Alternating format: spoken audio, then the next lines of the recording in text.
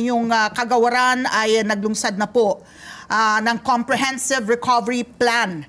Kinasa po yan para tugunan nga po itong mga pangangailangan ng mga estudyante, ng mga paaralan na labis pong naapektuhan ng pananalasa ng severe tropical storm Christine sa ating bansa. Tell us po, ano yung bahagi po ng, can you break that down for us?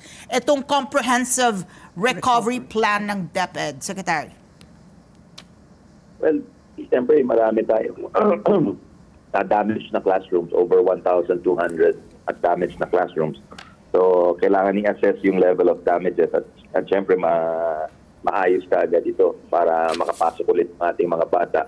Dahil karamihan ng mga heavily damaged schools nasa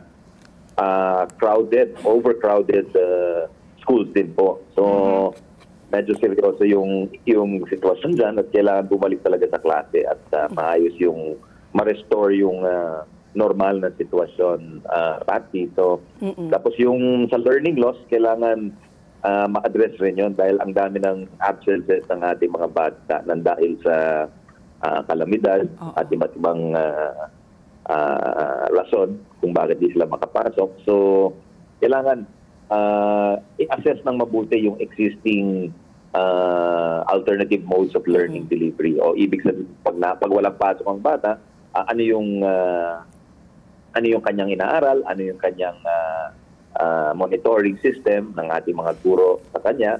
At babaguhin rin namin yung isang nakita naming department order kung saan kapag walang trabaho ang gobyerno at wala ring pasukan ang mga paaralan natin, walang alternative delivery or hybrid learning. Kaya nakita natin sa private schools, kahit bagyo po, nasa bahay po sila, meron pa rin hong nangyayaring online classes. Yeah. So dapat, bagamat hindi na tayo nasa pandemya, kailangan balikan natin yung alternative modes of learning delivery.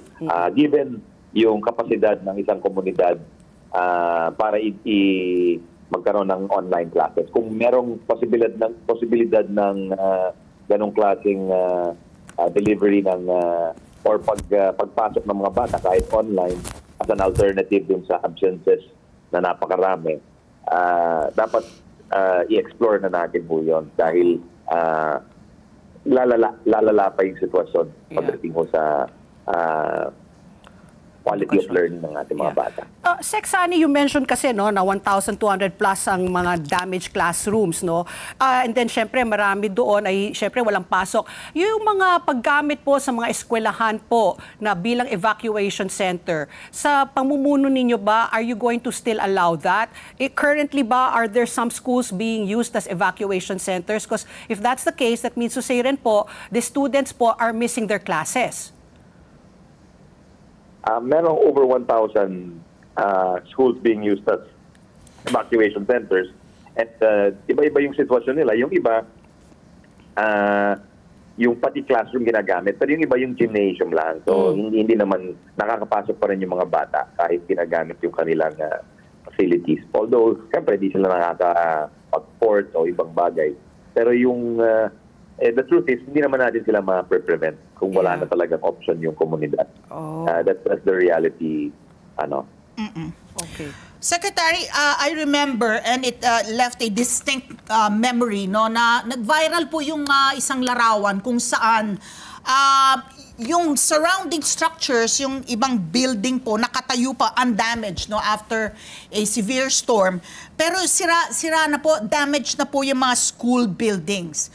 Are we going to review, look at, rethink yung architecture and the way the school buildings are built? Yan ba ay pinauubaya na po sa mga LGU, no? Dahil devolved naman po yan. Somehow yung mga school buildings po natin, yung school structures, maging mas resilient po sa bagyo. At lindol na rin. Just to clarify, Pat, yung school buildings are still under the national government. Hindi po devolved yun. At DPWH ang nagko-construct po yun, identified by the Department of Education. Pero may standards, may building standards ang Department of Public Works that they must, these structures must be able to withstand winds of, I think, over 250 kilometers kung di ako nagkakamali. So, dapat may standard ho yan, and they should meet that standard. Dapat, especially sa typhoon belt, yung mga nasa madalas samahan po ng bagyo, dapat siguraduhin po ng ating mga building inspector, yung mga nag-inspect ng quality ng ating mga infrastructure, dapat siguraduhin na nagko-comply itong mga classrooms po natin. Let's get together. Sunnet 25. Sunnet 25.